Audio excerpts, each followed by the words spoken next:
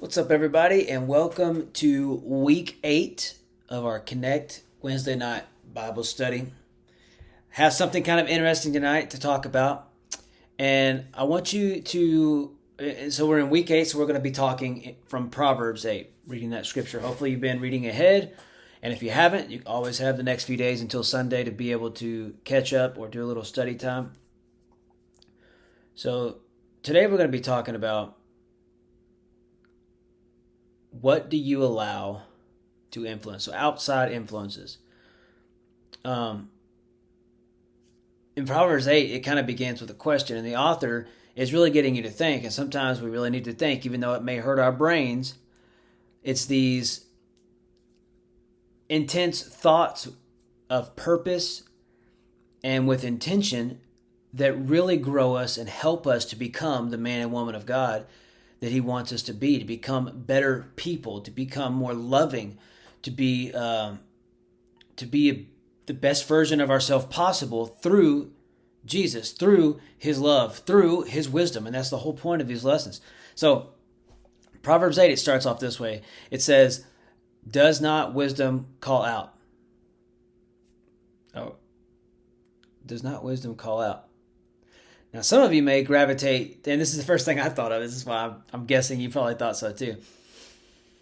The first reading of that, I was like, oh, so I can call out people. That means I'm wise. That's not what it's saying.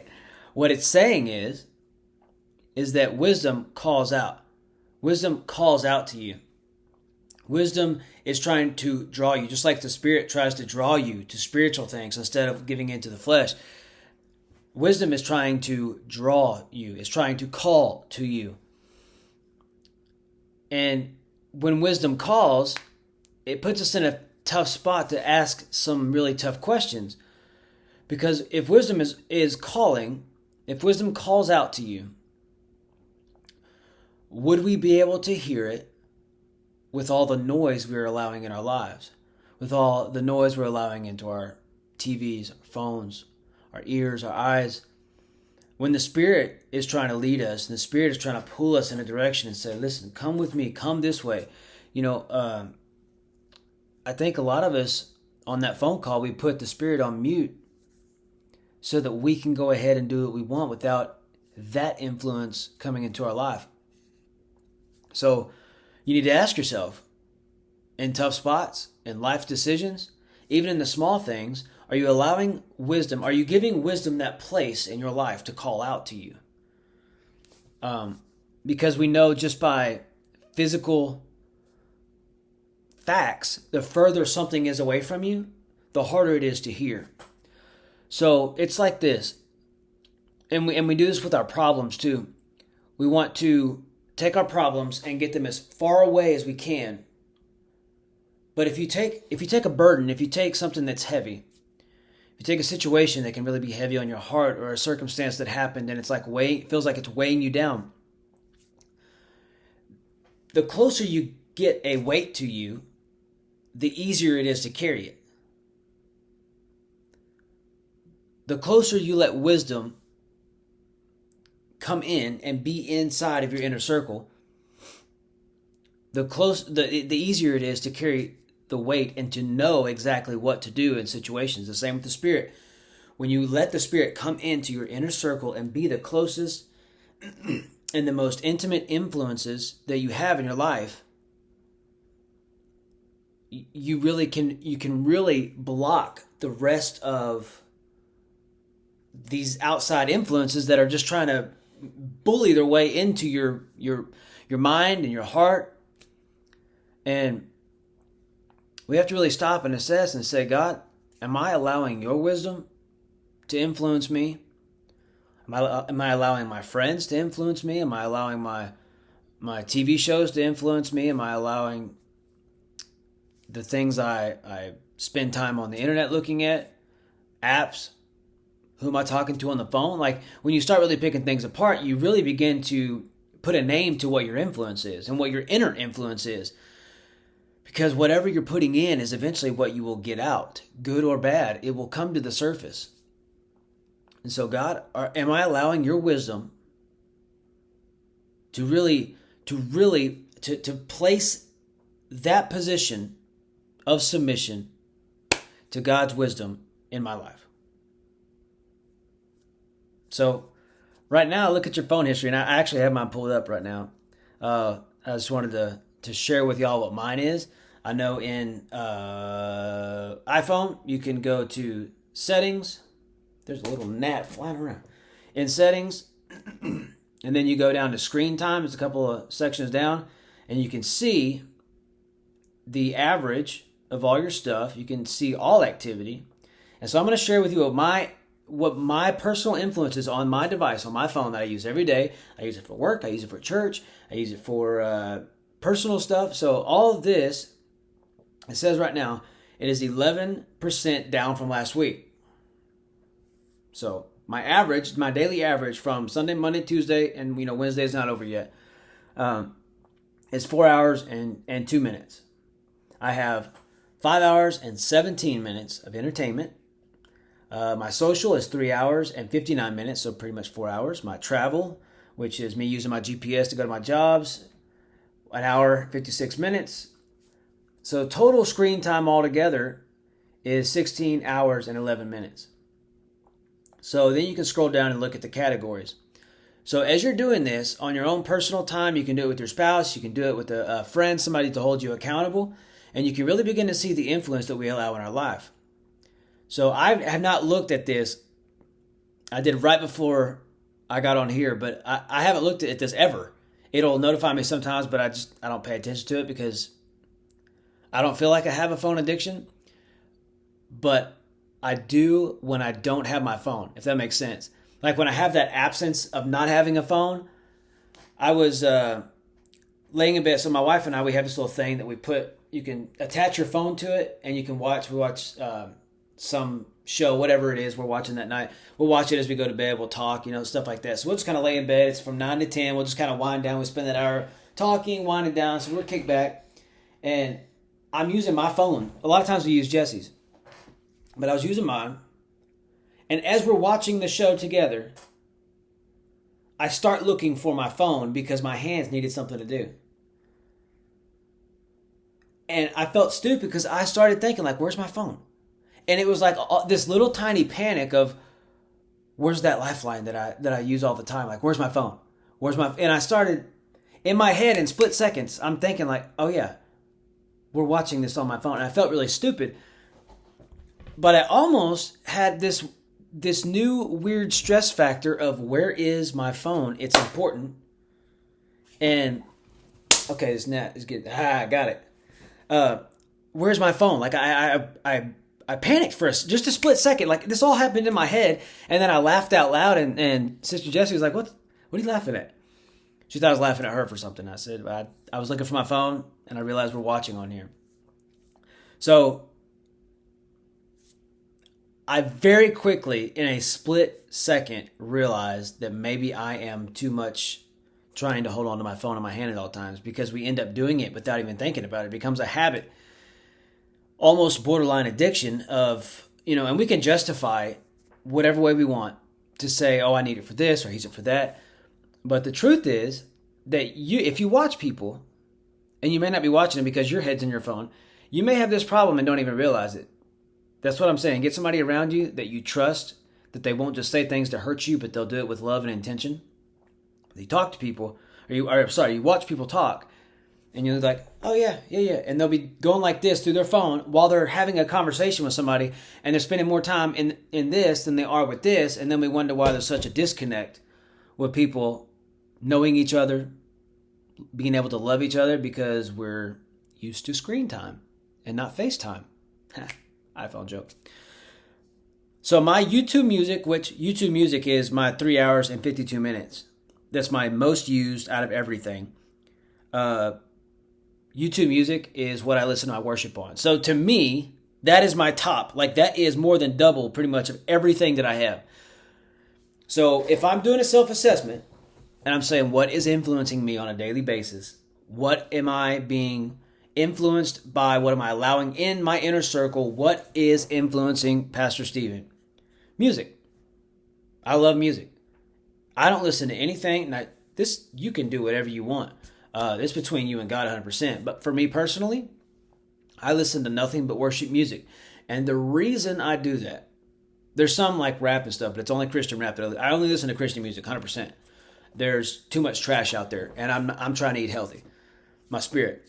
But I love worship music because in any moment, at any time, life can be like this sometimes. And in that split second, if I have worship music on, I can feel down but be uplifted at the same time. Like Paul said, I've learned to be content wherever I am in whatever circumstance.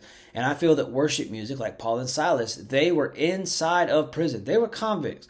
They were locked up for what they believed and for just doing what they were supposed to do, what they were called to do. And they were put in a weird situation where they were the outlaws. And we may see that circle back around here very soon. But, I mean, that's what the Bible says is going to happen anyway. So it will happen. But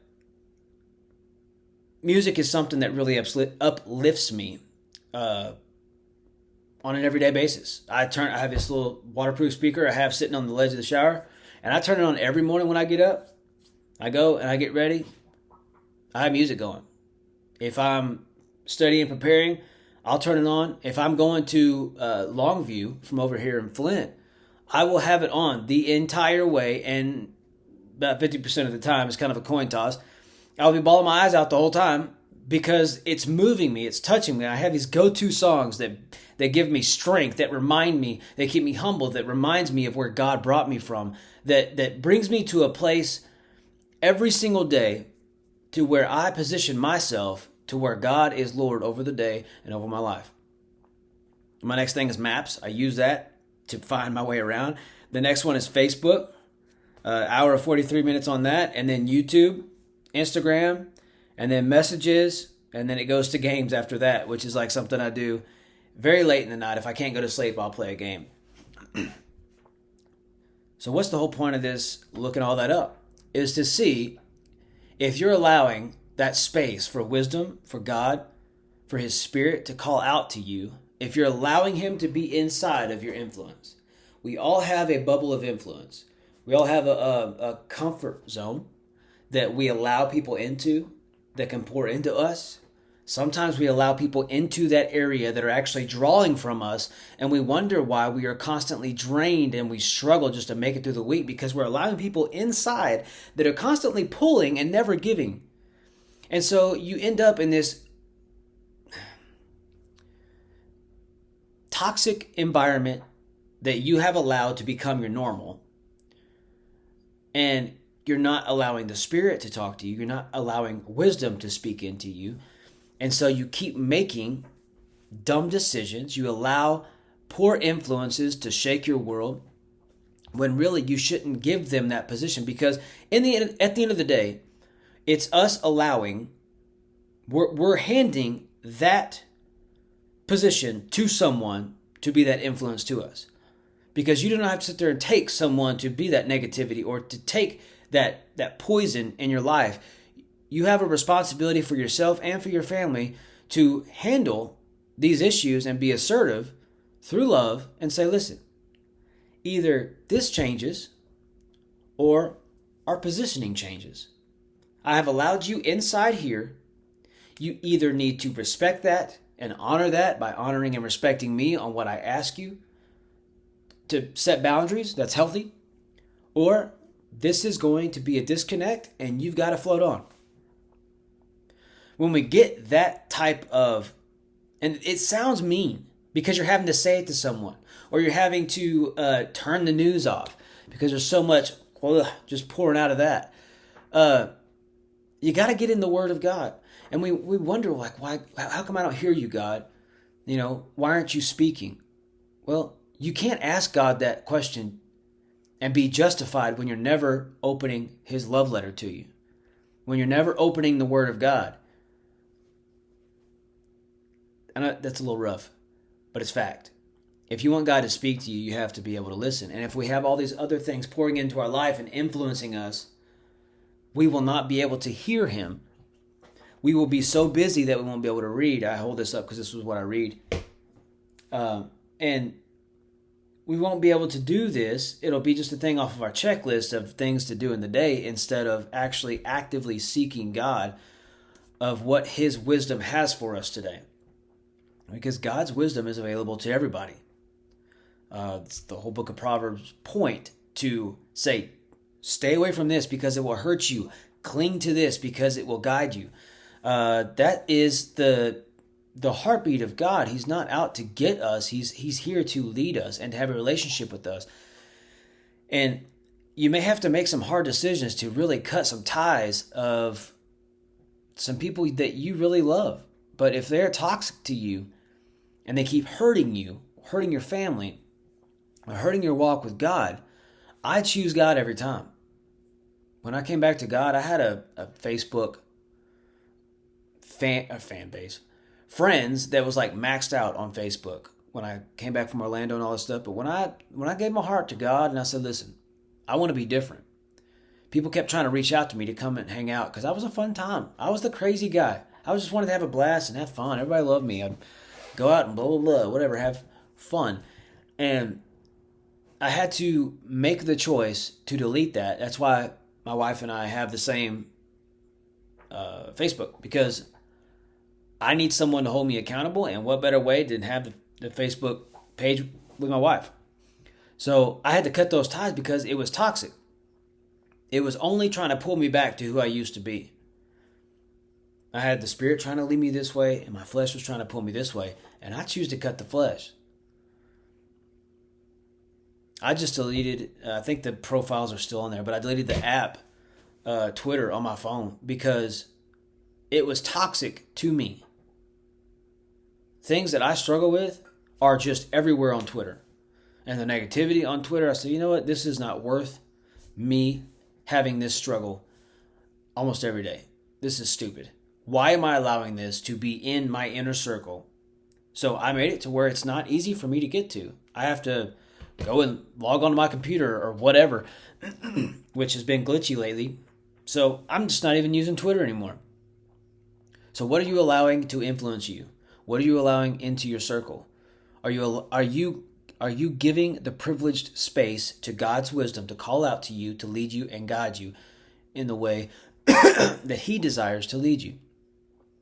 So look at your phone. Look at your TV shows.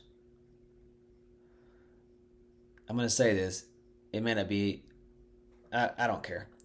So for me, I was watching a show. It was called, I don't remember what it's called. It doesn't really matter. So I have a struggle with lust. My wife knows this. I talk openly about her, or to her, with my struggles, because I feel that if I have somebody I talk to, which is my wife, then I will have somebody holding me accountable, to pray with me, to hold me, to lift me up when I feel like I'm too low. And I do the same for her. We share each other's struggles and burdens, and it strengthens the fabric of our relationship. And I kept watching this show, and it was a really cool show. I'm one of those people, I like the Marvel stuff. I like things with powers and, just, I don't know why, I just like it. So any kind of show like that, or like vampires, werewolves, stuff like that, I think it's really cool. And I was watching this show, and I kept being pulled harder and harder and harder towards lust. And I talked to my wife and I said, I feel like it's trying to get me. What is the problem? And she was like, is it that show? Because we watched a couple of them together, and it was like, I didn't realize that it was skanky dressed. I don't know how else to phrase it up. They were showing their bodies mostly, super tight clothes, raging hormone type stuff. And I'm like, how did I not catch that? But it's like one of those things where it was so close, I couldn't see the forest for all the trees. And she immediately caught, and so she pointed it out, and I said, I have to stop watching this. There was another show that we watched, and she said the same thing. She was like, I have to stop watching it. They're always talking about sex. And I was looking on, Amazon Prime, trying to find another show to watch. Because there's just nothing but a bunch of trash, and there's nothing but sex-driven stuff. And then we wonder why we have the struggles we have is because we're allowing those influences to pour into us so close to home, in our homes, and then we can't hear God or we miss it. And we're like, God, why are you not moving in our lives? Or why is this happening? Why is that happening? Well, we're allowing sin to pour into us on a constant basis, outweighing much more than we allow God to pour into us. Food for thought. I'll wrap this up. I already ran a little too long, but I want you to check your influences. Because when you start taking the devil out of the equation and your sinful nature and lust and all the things that are wrapped up, lust covers a multitude of things: money, sex, drugs, whatever, addictions. When you take that influence out of the equation, out of that inner circle that you are allowing to influence you, all of a sudden it's like you can breathe again. You don't have the same struggles. You don't go through the same fight every single day, because that is not there clawing at you, trying to get you to fall. And that's the devil's whole object, is to try to get us to fall. He wants Christians to stumble so that somebody can point at us and say, I thought you went to church, or I thought you were a Christian, or I thought you were married. All these things the devil tries to trip us up with. And if we take that, it's taking the power back for our spirit and throwing away the flesh. And it's powerful. Check yourself before you wreck yourself.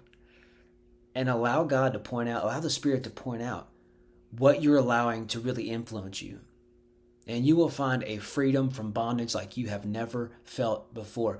This sounds stupid, but when I deleted Twitter, I literally felt like something was like a weight was off of me, because I didn't have that burden or that fleshly pull to try to pull me down and entice me and lure me into old stupid Stephen.